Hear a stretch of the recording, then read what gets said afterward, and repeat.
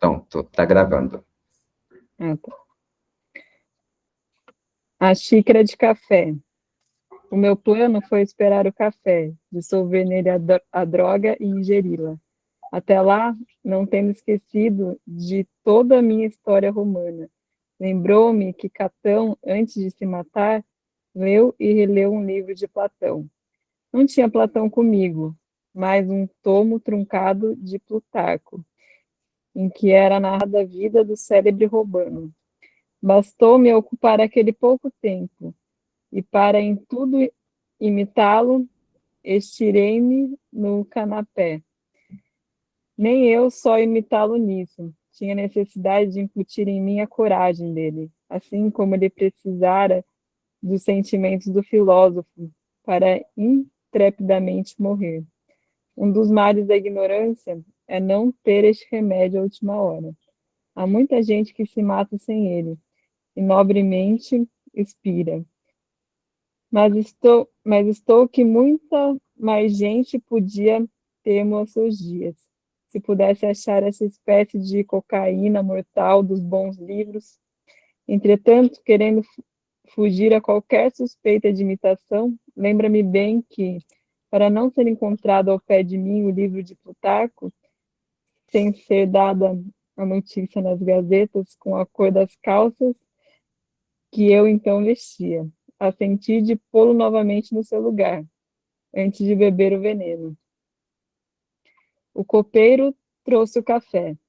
Ergui-me, guardei o livro e fui para a mesa onde ficara a xícara. Já a casa estava em rumores. Era tempo de acabar comigo. A mão tremeu-me a abrir o papel em que trazia a droga embrulhada. Ainda assim, tive ânimo de despejar a substância na xícara e comecei a mexer o café. Os olhos vagos, a memória em desdemona inocente. O espetáculo da véspera vinha intrometer-se na realidade da manhã.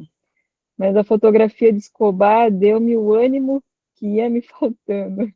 Lá estava ele, com mão nas costas da cadeira, a olhar ao longe.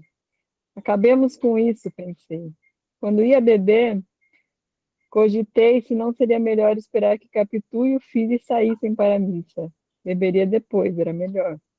Assim disposto, entrei a passear no gabinete. Ouvi a voz de Ezequiel no corredor. Vi-o entrar e correr a mim brandando. Papai, papai. Leitor, houve aqui um gesto que eu não descrevo, por havê-lo inteiramente esquecido, mas crê que foi belo e trágico. Efetivamente, a figura do pequeno fez-me recuar até dar de costas na estante.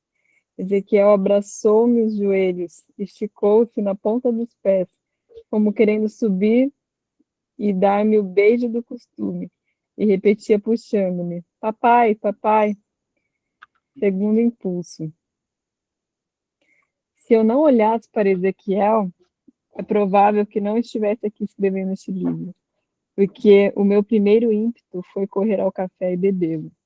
Cheguei a pegar na xícara, mas o pequeno beijava minha mão, como de costume, e a vista dele, como gesto, deu-me outro impulso que me custa dizer aqui. Mas vá lá, diga-se tudo. Chamem-me, chamem-me, embora assassino. Não serei eu que os desdiga ou contradiga. O meu segundo impulso foi criminoso. Inclinei-me e perguntei a Ezequiel se já tomara café. Já, papai, vou à missa com mamãe. Toma outra xícara, meia xícara só. E papai, eu mando vir mais. Anda, bebe. Ezequiel abriu a boca. Cheguei-lhe a xícara, tão trêmulo que quase a entornei, mas disposto a fazê-lo cair pela goela abaixo, caso o sabor lhe repugnasse, ou a temperatura, porque o café estava frio. Mas não sei que senti que me fez recuar. Pus a xícara em cima da mesa e dei por mim a beijar doidamente a cabeça do menino. Papai, papai! Exclamava Ezequiel. Não, não, eu não sou teu pai. Capitu que entra. Quando eu levantei a cabeça, Dei com a figura de Capitu diante de mim. Eis aí outro lance, que parecerá de teatro, e é tão natural como o primeiro, uma vez que a mãe e o filho iam à missa, e Capitu não saía sem falar-me. Era já um falar seco e breve. A maior parte das vezes eu nem olhava para ela. Ela olhava sempre, esperando. Dessa vez, ao dar com ela, não sei se era dos meus olhos, mas Capitu pareceu-me lívida. Seguiu-me um daqueles silêncios a que, sem mentir, se pode chamar de um século. Tal é a extensão do tempo nas grandes crises. Capitu recompôs-se, disse ao filho que se fosse embora e pediu-me que lhe explicasse. Não há que explicar, disse eu. Há tudo. Não entendo as suas lágrimas, nem as de Ezequiel. Que houve entre vocês? Não ouviu o que eu disse? Capitu respondeu que ouvira choro e rumor de palavras. Eu creio que ouvira tudo claramente, mas confessá-lo seria perder a esperança do silêncio e da reconciliação. Por isso negou a audiência e confirmou unicamente a vista.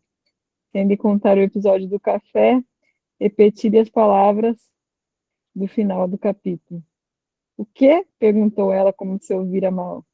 Que não é meu filho.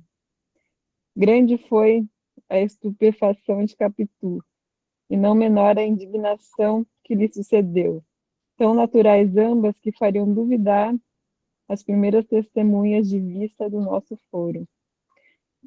Já ouvi que as há, já ouvi que as há para vários casos, questão de preço.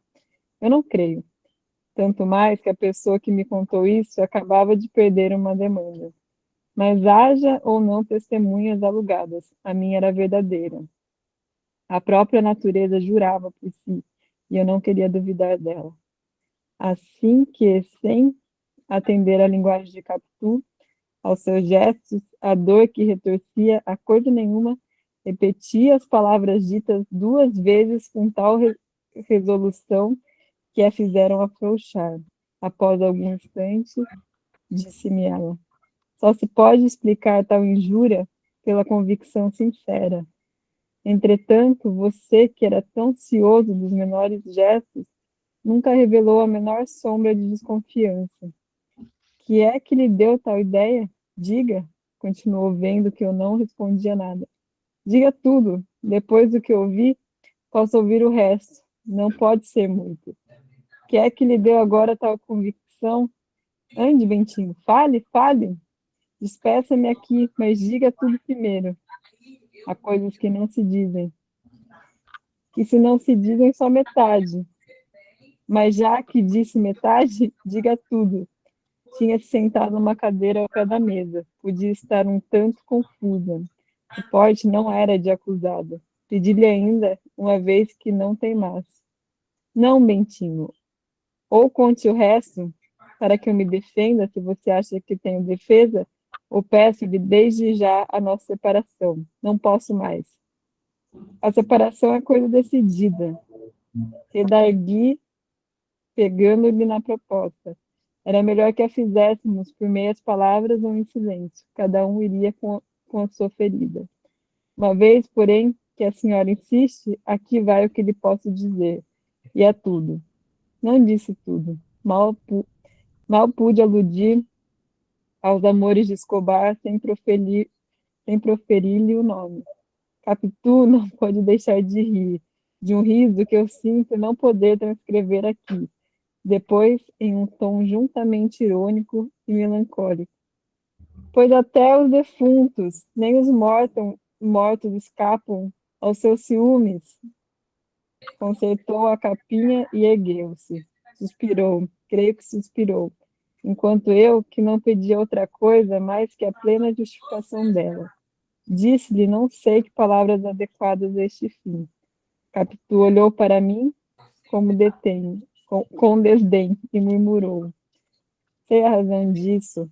É a casualidade da semelhança. A vontade de Deus explicará tudo. Ri-se? É natural. Apesar do seminário, não acredito em Deus. Eu creio. Mas não falemos nisso, não nos fica bem dizer mais nada. Passo. A fotografia. Palavras que estive a pique de crer que era vítima de uma grande ilusão.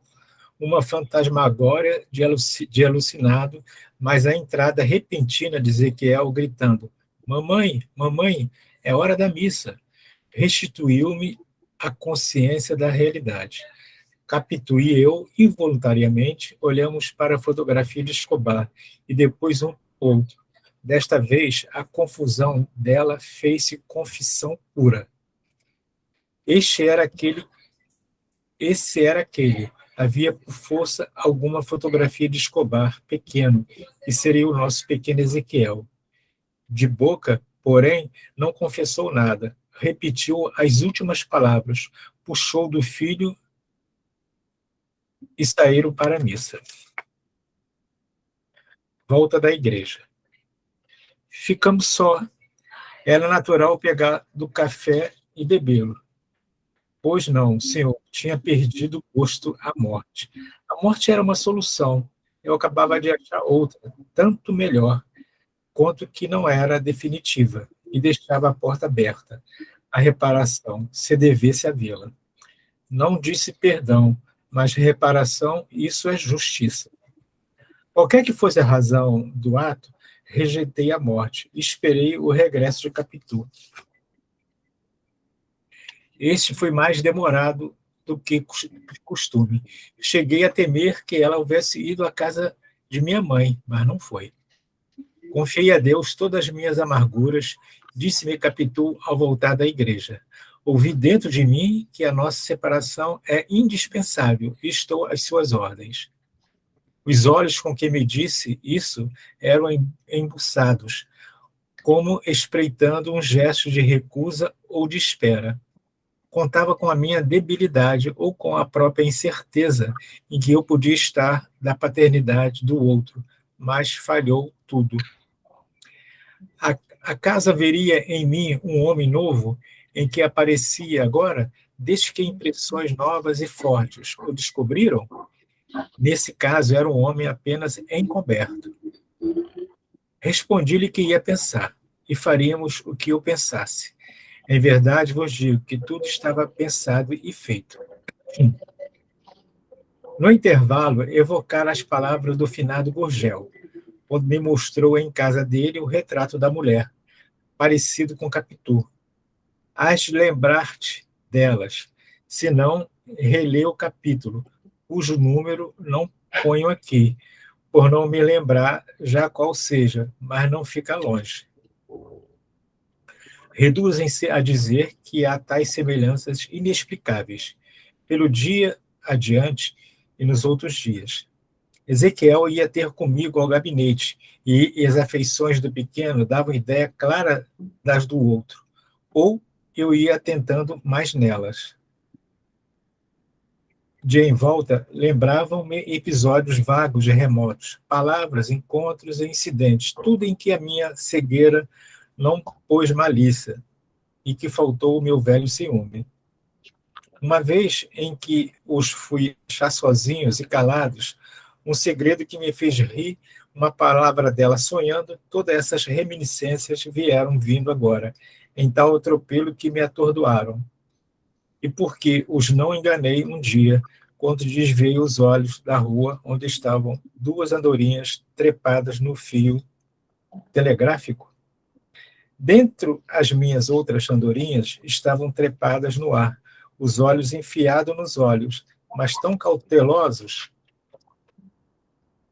que se desenfiaram logo. Dizendo-me uma palavra amiga e alegre, contei-lhe o namoro das andorinhas de fora, e acharam-lhe graça. Escobar declarou que para ele seria melhor se as andorinhas, em vez de trepadas no fio de arame, estivessem à mesa do jantar cozidas. Nunca comi os ninhos delas, continuou, mas devem ser bons, se os chins os inventaram. E ficamos a tratar dos chins e dos clássicos que falaram deles, enquanto Capitu, confessando que a aborrecíamos, foi a outro cuidado. a outros cuidados. Agora lembrava-me tudo, o que então me pareceu nada. Passo. A solução. Aqui está o que fizemos. Pegamos em nós e fomos para a Europa. Não passear, nem ver nada, nem novo nem velho. Paramos na Suíça. Uma professora do Rio Grande, que foi conosco, ficou de companhia a Capitu, ensinando a língua materna a Ezequiel, que aprenderia o resto nas escolas do país. Assim regulada a vida, tornei ao Brasil. Ao cabo de alguns meses, Capitu começara a escrever-me cartas, a que respondi com brevidade e sequidão. As dela eram submissas, sem ódios, a casos afetuosos, e, para o fim, saudosas. Pedia-me que a fosse ver. Embarquei um ano depois, mas não a procurei. Repeti a viagem com o mesmo resultado. Na volta, os que se lembravam dela queriam notícias, e eu dava, como se acabasse de viver com ela. Naturalmente, as viagens eram feitas com o intuito de simular isto mesmo, e enganar a opinião. Um dia, finalmente, uma santa. Entenda-se que, se nas viagens que fiz à Europa, José Dias não foi comigo, não é que lhe faltasse vontade, ficava na companhia de tio Cosme, quase inválido, e minha mãe, que envelheceu depressa. Também ele estava velho, posto que rijo, ia a bordo despedir-se de mim, e as palavras que me dizia, os gestos do lenço, os próprios olhos que enxugava eram tais que me comoviam também. A última vez não foi a bordo. Venha, não posso. Estás com medo? Não, não posso. Agora, adeus, Betinho. Não sei se me verás mais. Creio que vou para outra Europa, a eterna. Não foi logo. Minha mãe embarcou primeiro. Procura no cemitério de São João Batista uma sepultura sem nome, com esta única indicação: uma santa. É aí. Fiz fazer essa inscrição com alguma dificuldade. O escultor achou-a esquisita. O administrador do cemitério consultou o vigário da paróquia. Este ponderou-me que as santas estão no altar, no céu. Mas, perdão, atalhei. Eu não quero dizer que naquela sepultura está uma canonizada. A minha ideia é dar, com tal palavra, uma definição terrena de todas as virtudes que a finada possuía na vida. Tanto é assim que, sendo a modéstia uma delas, desejo conservá-la póstuma, não lhe escrevendo o nome. Todavia, um nome, a filiação, as datas. Quem se importará com as datas, a filiação, nome, nem nomes, depois que eu acabar? Quer dizer que era uma santa senhora, não? Justamente, protonotário Cabral. Se fosse vivo, confirmaria aqui o que lhes digo. Nem eu contesto a verdade, hesito só na fórmula. Conheceu, então, o protonotário? Protonotário. Conheci, era um padre modelo, bom canonista, bom latinista, pio e caridoso, continuou o vigário, e possuía algumas prendas de sociedade, disse eu. Lá em casa sempre ouvi que era insigne parceiro de gamão. Tinha muito bom dado, suspirou lentamente o vigário, um dado de mestre. Então, parece, uma vez que não há outro sentido, nem poderia havê-lo, sim, senhor, admite-se. José Dias assistiu a estas diligências com a grande melancolia. No fim, quando saímos, disse mal do padre, chamou-lhe de meticuloso. Só lhe achava desculpa por não ter conhecido minha mãe. Nem ele, nem os outros homens do cemitério não a conheceram. Se a conhecessem, mandariam esculpir Santíssima. Último superlativo. Não foi o último superlativo de José Dias. Outros teves que não vale a pena escrever aqui.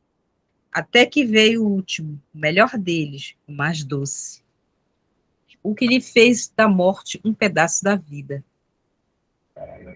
Já então morava comigo, posto que minha mãe lhe deixasse uma pequena lembrança. Veio dizer-me que com legado ou sem ele, não se separaria de mim. Talvez a esperança dele fosse enterrar-me. Correspondia-se com o Capitu, a quem pedia que lhe mandasse o retrato de Ezequiel.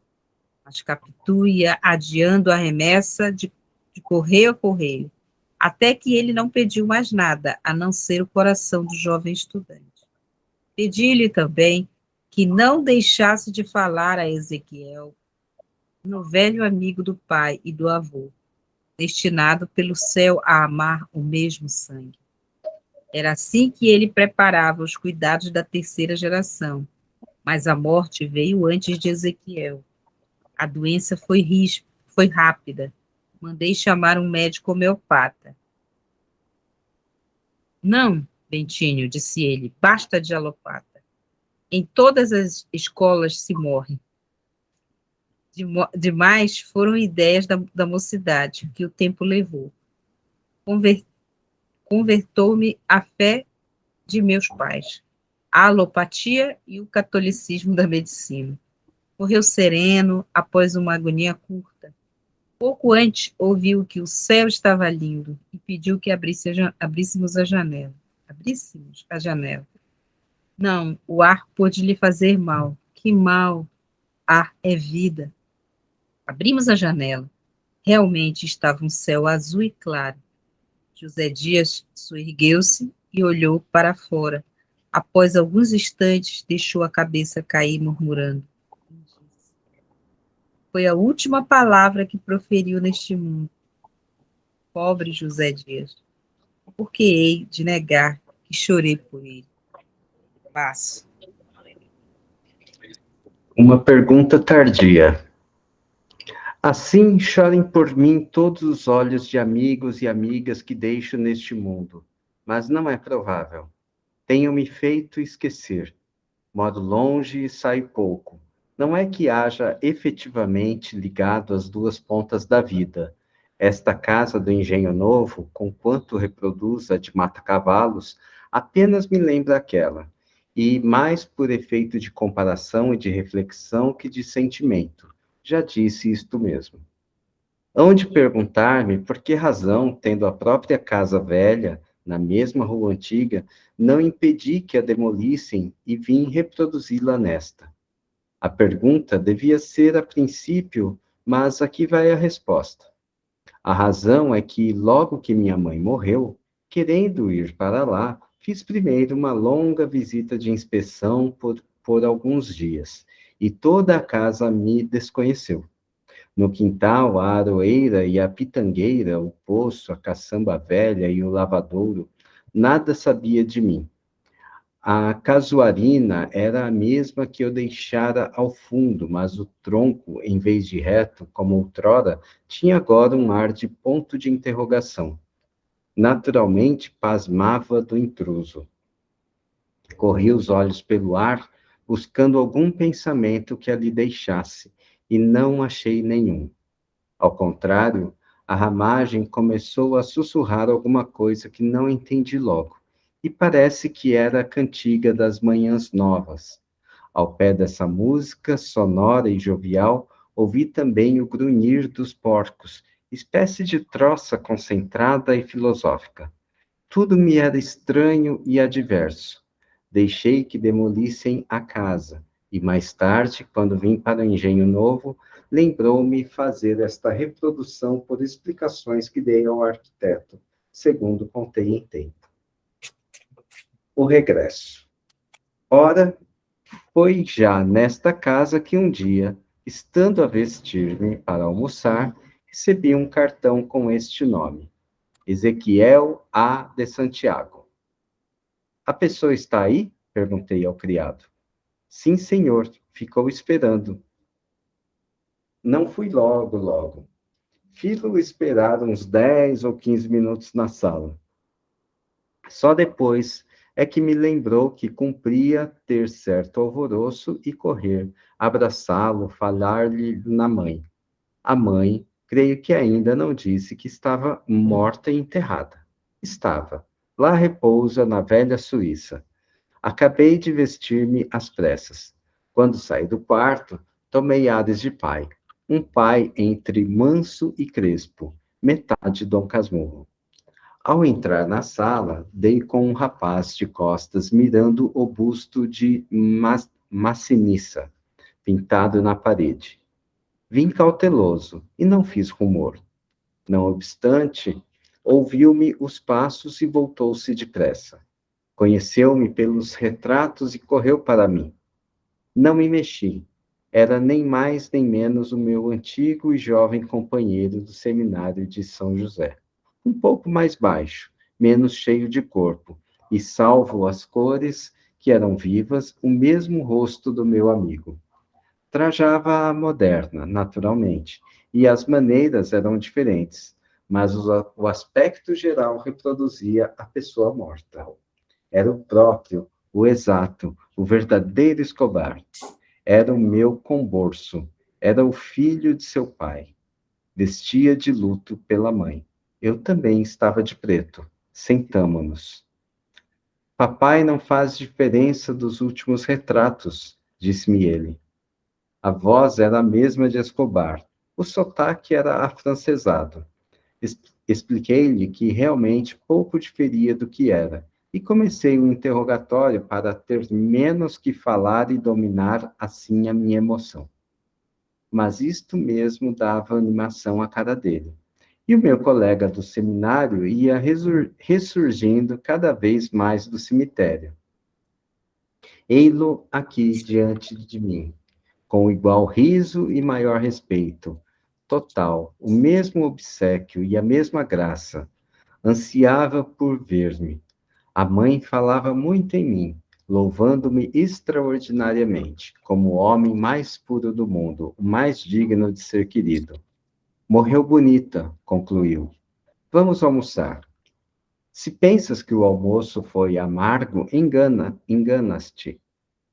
Teve seus minutos de aborrecimento, é verdade.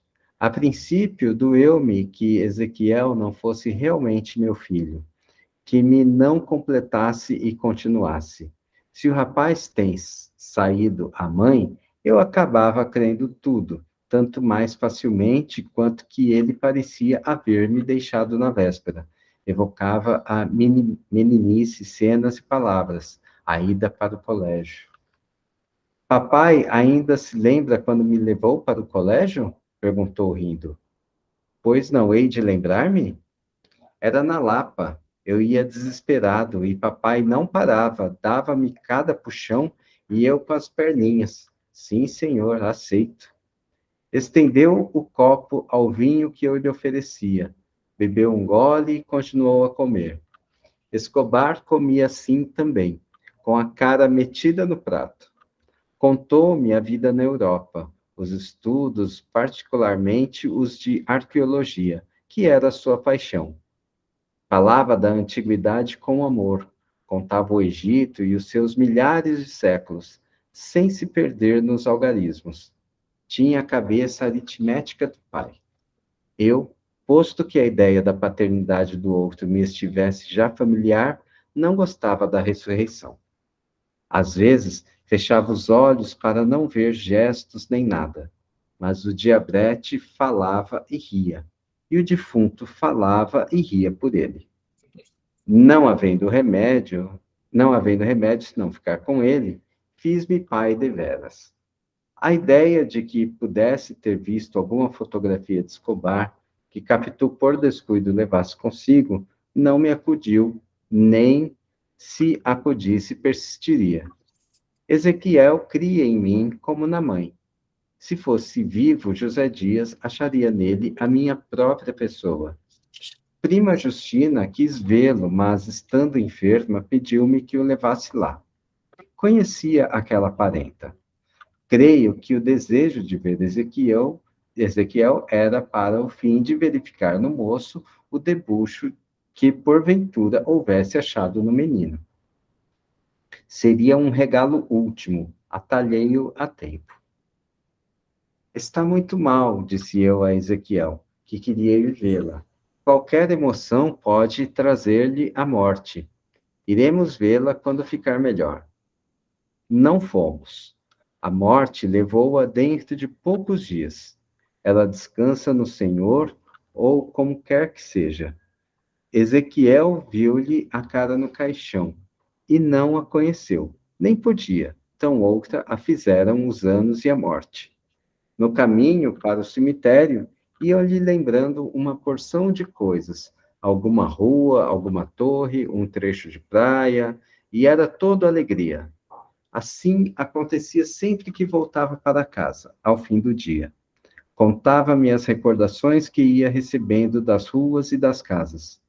Admirava-se que muitas destas fossem as mesmas que ele deixara, como se as casas morressem meninas. Ao cabo de 6 meses, Ezequiel falou-me em uma viagem à Grécia, ao Egito e à Palestina, viagem científica, promessa feita a alguns amigos. De que sexo? Perguntei rindo. Sorriu vexado e respondeu-me que as mulheres eram criaturas tão da moda e do dia que nunca haviam de entender uma ruína de 30 séculos. Eram 2 colegas da universidade. Prometi-lhe recursos e dei-lhe logo os primeiros dinheiros precisos. Comigo disse que uma das consequências dos amores furtivos do pai era pagar eu as arqueologias do filho, antes lhe pagasse a lepra. Quando esta ideia me atravessou o cérebro, senti-me tão cruel e perverso que peguei no rapaz e quis apertá-lo ao coração, mas recuei. Encarei-o depois, como se faz a um filho de verdade. Os olhos que ele me deitou foram ternos e agradecidos. Não houve lepra.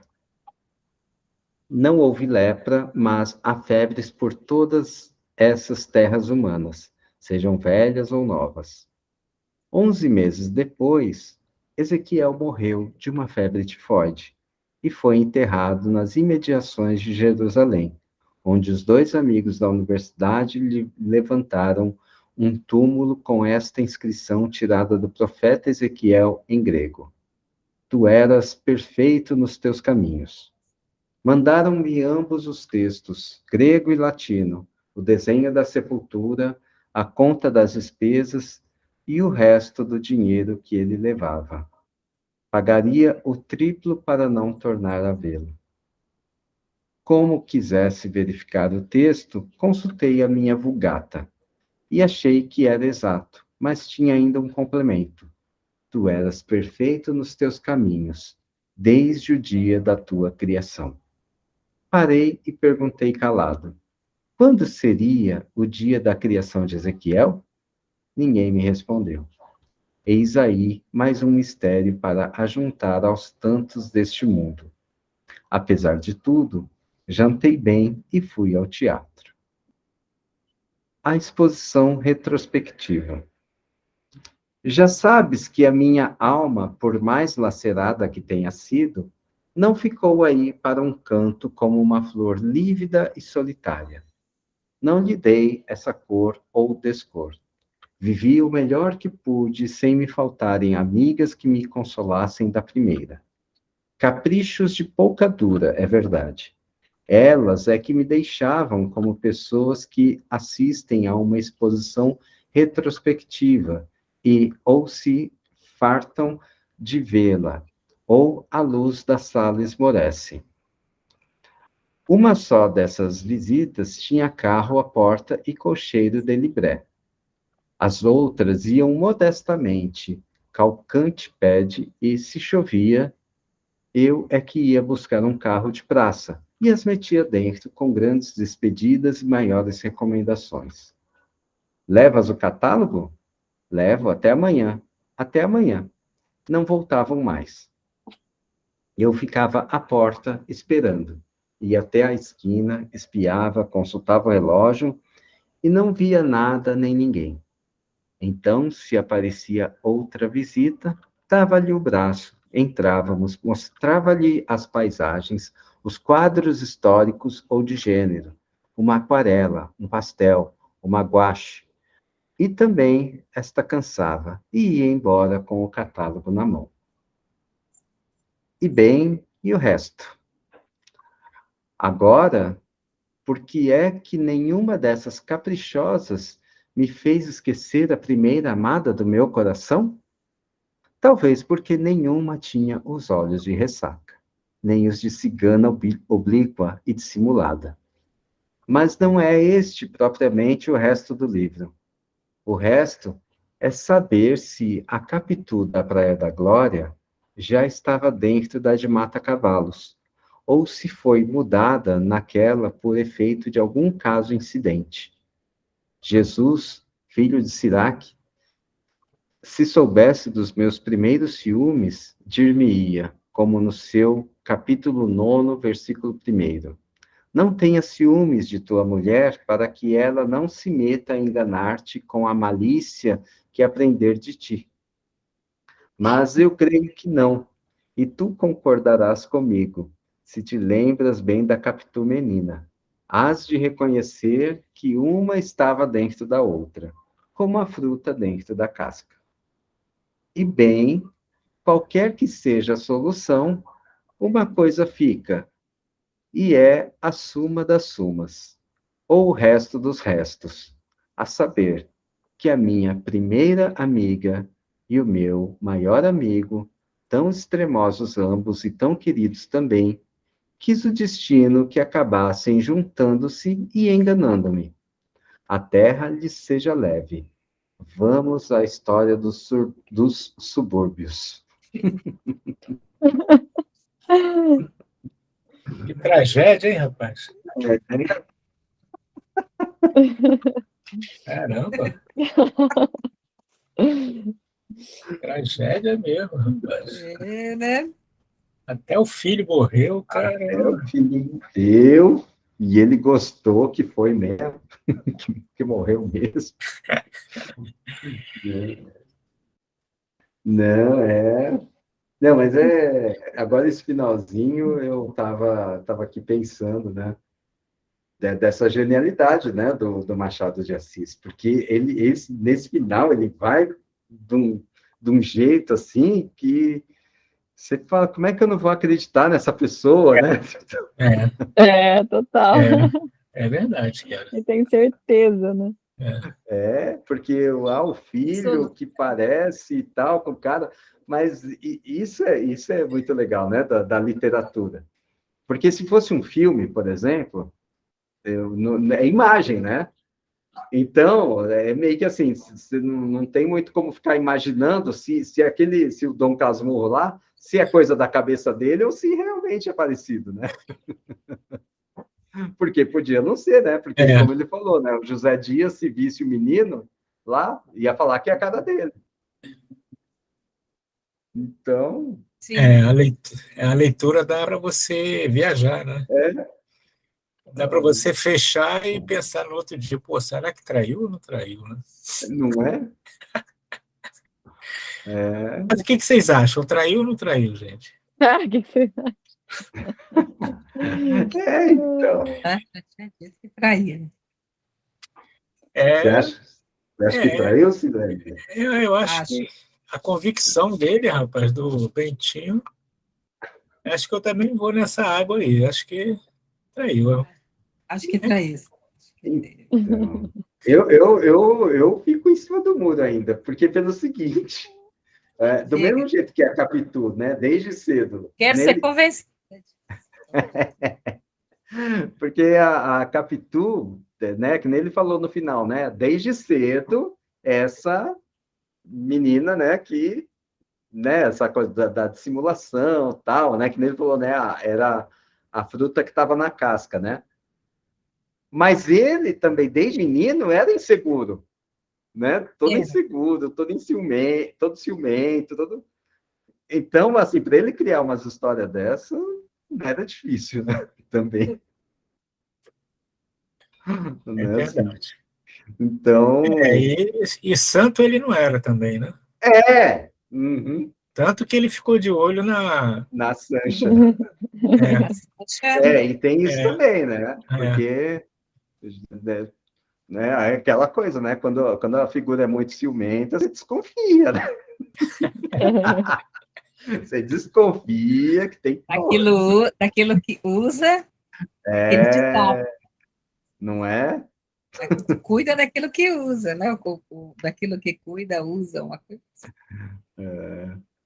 mas o detalhe da história do filho, né, ter os gestos, a Uhum, mania, realmente sim.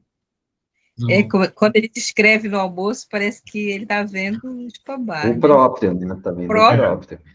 foi muito legal aquela descrição. Nossa. É. E Mas eu, o louco que até essa parte da comida, né, sei lá, normalmente uma criança desenvolve um comportamento assim por imitação, e ele não Hum, teve contato com o Escobar. Por isso que sim. essa parte que eu achei mais viagem, assim, porque é do nada o genético, moleque come igual, uma coisa se aparenta, mas jeito de ser, é verdade. até quanto que é genético ou não, né? Muito Ele louco. Mas achei enxergava. legal de ter essa. Agora que eu entendi, né? Essa coisa que vem o livro todo e tal. Eu imaginava que era alguma cena que ele construía que você ficava na dúvida, mas não, o negócio é muito maior, né? É. Aí que É, é né, a genialidade mesmo. que falta que faz um exame de DNA, né? Pois então, Pô, Devia ser algo comum da época, imagina. é. Tanta coisa É, ficando encanada e tal. Pô, poderia desenterrar o Ezequiel e ver logo, né, bicho? não é? será que o Ezequiel está Não é lá em Mas, Jerusalém. rapaz, mas ele tinha certeza mesmo. Então, ele mandou a mulher para Sim, fora, ele não sim. perdoou, né? Ele foi frio com o filho. Nossa, ele, Não é meu filho. Não, tinha, sei lá, vai ver que ele passava pela porta e batia assim. ai, Ô, Mônica, você Mas tá aí, bonito, Mônica? né? Mônica chegou depois. Ixi, não. Mas Mas o bonito no final, ele falando da Capitu, ainda assim, depois de tudo isso, como tinha um amor é o amor da doentio vida ainda dele. Tinha forte, né? devoção, né? Assim, uma coisa. Mesmo ele tem certeza de tudo. Um minutinho assim. mas ele não conseguia perdoar, né? Não, não, não, esse é o barato, né? Porque ele é um tormento, né? O Nossa, tormento dele contagia a gente, né? Sim. E ele fica Não. atormentado, né? A verdade é essa, né? Fica todo atormentado com e tem essa isso. desconstrução como pai, né? Porque no começo o menino Uhum. gostava mais dele do que da mãe, até tinha uma super ligação, né? E imagina na cabeça dele, ele amava o filho, mas ficou tão convencido que ele Eu não sou teu criou essa pai. versão, né? Até de ser um alívio. Pronto, Amor, agora não né? tem que olhar mais para a cara dele, ele morreu, pronto. Quase envenenou o menino. Pagaria até 3 vezes mais para não ter que ver ele. Tipo, É mesmo, por pouco ele envenenava o garoto, hein? Uhum. nossa, que uma loucura. Ai, ai. Silene, a gente vai entrar de férias e resolveu todo mundo aí pro Pará, viu? Oba! É.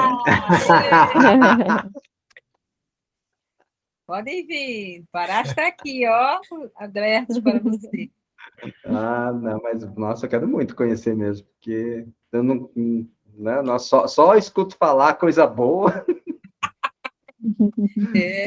Ó, já tomou até a cachaça do Então, Belém. Ô, E agora tem que vir. eu quero ir aí para dançar o carimbó, né? Ah, sim, né? pode vir. No Pará, que vocês falaram, não vi. Eu estou em Belém, no Pará. Que Ai, a cidade está em Belém. Belém do Pará. Então, Nossa. Ilha do Aí que Marajó é perto. come. Você chega lá, agora é mais rápido, tem umas lanchas bem mais rápidas. Antes era em torno de 4 horas de viagem, mas agora diminuiu metade disso com as lanchas. Aham. olha. Sai pela manhã. Agora ainda tem aquele barco de manhã que vai mais, mas é bem mais rápido para o Marajó. Você vai, desce e vai na voadeira, desce em Porto lá, e aí você segue. Pode seguir para Açores, Salvaterra, né? Vai de van, né? Chega lá em Salvaterra. Agora tem a balsa. Antes a gente só atravessava de barquinho, mas agora tem a balsa. Aí já é mais. Nossa, mas. Ah, que legal. Aí que Mas come é. açaí com camarão, não é? Hein? Aí que come açaí com camarão, acho tão engraçado. Sim, açaí com camarão, peixe com camarão.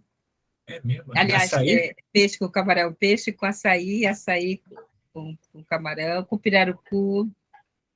Porque, na verdade, muito aqui louco, né? o açaí, ele é comido como com comida, né? Então, Uhum. E acompanha, não como se fosse... é super doce, né? Não mistura um monte de coisa que a gente mistura aqui, né? Não. É heresia aqui. É, mas é forte. Uma vez que eu estava no Acre, eu fui comer açaí puro. Meu Deus do céu! Nossa, é muito forte. Não Tem desce. um meme que gira aqui, que é assim, né? Que no sul, sudeste, se toma açaí para umas coisas para ir para academia. E aqui se toma açaí e dorme, porque Interessante. e eu mesmo só tomo açaí aos sábados. Eu gosto de tomar açaí e depois deitar na rede. É bom. Você gosta de tomar açaí, tem que trabalhar. O açaí chega aqui já Tá. vendido, né? Com muita coisa misturada, fraquinho também, né? Esse que eu acho que é isso, né? Deve Deve ser, ser. porque aqui a gente toma in natura, então Aham. não tem nada. Então, é que nem faz com a feijoada aqui, que bate uma feijoada e desmaia. Feijoada. É semelhante. Mais ou menos isso. Olha só que interessante. Semelhante. Mas acho que para passear aí, acho que tem que reservar o quê? Uns 20 dias, né? Sei lá. Porque é muita coisa, aqui né? tem muita coisa, né? É Mais muita próximo, coisa. em Coraci-Otê, Mosqueiro, que é uma praia, são praias de rio, Uhum. né? Aí tem o Marajó não dá para ir e voltar no Marajó no mesmo dia. Tem que ficar lá, porque não dá para você ir e voltar. Mosqueiro dá para você ir porque é pertinho, coisa de 45 minutos você está lá, você vai e volta no mesmo dia. Mas para ir para o Marajó, você tem que ter pelo menos uns 2 dias. Tem que dormir lá para você poder ver. Se puder passar uns 3, é melhor. Muito legal. Ô, Silene, Alter do Chão fica perto? Não, Alter do Chão é Santarém. E, embora seja Pará, não fica perto daqui. Você tem que ir. Se você for de barco, você passa 2 noites, 3 dias navegando, né? É uma viagem bonita, é uma viagem linda. Eu fiz já. E é uma viagem muito bonita. Mas se você vai de avião, é 1 hora. Só que a gente tem um problema eu não vou mais a Santarém muito por conta da aviação, né? Dos preços da passagem hoje em dia, que embora a gente esteja no mesmo estado, é igual a gente viajar para outro. Né? Sim. A gente tem que fazer. Mas, aí a solução é ir de barco, que é uma viagem bonita, mas tem que ter mais tempo. Né? Gente, Santarém, eu pedi licença aqui que eu preciso ir. Obrigada, viu? Tá bom, Laura. Um abraço, Laura. Mas tá bom. Tem uma diferença de horário de Santarém, então é 1 hora atrás, né, eles. Tem diferença de fuso. Olha só. Sai daqui 8 e chega lá 8. Teletransporte. Telepatia. Ai, bom. que legal. Sou Mas vamos... suspeita, né? Porque sou daqui, mas não, mas... gostar se querem. Tomar banho de igarapé. Beleza. E só para não esquecer, nós vamos torcer para a Argentina, é isso? Eu vou. Também. Já... Não, Oi? Eu ia torcer para Marrocos. Sim. Mas não, agora vou torcer não rolou. Vou torcer para o Messi. O Messi está merecendo. Eu também acho essa uma boa saída, Jorge. Vou torcer para o Messi. O Messi está merecendo. É verdade. É melhor. Mas e, antes de vocês chegarem, Silene, Mônica, estava falando aqui com o Jorge, aí agora a gente dá uma pausinha de Natal, Ano Novo, né? Até. Que daí aí depois aí a gente volta em janeiro, aí estava falando com o Jorge, aí também, de repente, voltar, aí que repaginado, sei lá, né? Porque eu estava falando, quando a gente começou, ninguém tinha compromisso de quarta-noite, né? Porque estava bem no auge da pandemia, né? É verdade. Agora, né? Então, sei lá, né? Acho que de repente consultar no grupo, essa questão de horário, sabe assim? Então, acho que fazer para a gente começar 2023 em outra pegada, né? Com certeza. E eu vou participar da leitura, viu? Opa! Aí sim! Teve um dia... Porque eu tô na correria danada final de faculdade, né? Aí já... Mas para o ano eu vou participar de todas. Que beleza! Maravilha! Teve um dia que só tava eu e a Mônica aqui. Verdade. Aí a Mônica leu. Eu falei, olha que legal, foi por isso que aconteceu de ninguém vir, porque era para a Mônica ler. Tá vendo? Foi minha estreia, ninguém presenciou. Mônica! Não, mas tá lá no YouTube, é só buscar lá. Tá? Eu vou até ver, bicho. Veja aqui. Depois me dá a nota, viu? Ai, meu Deus do céu!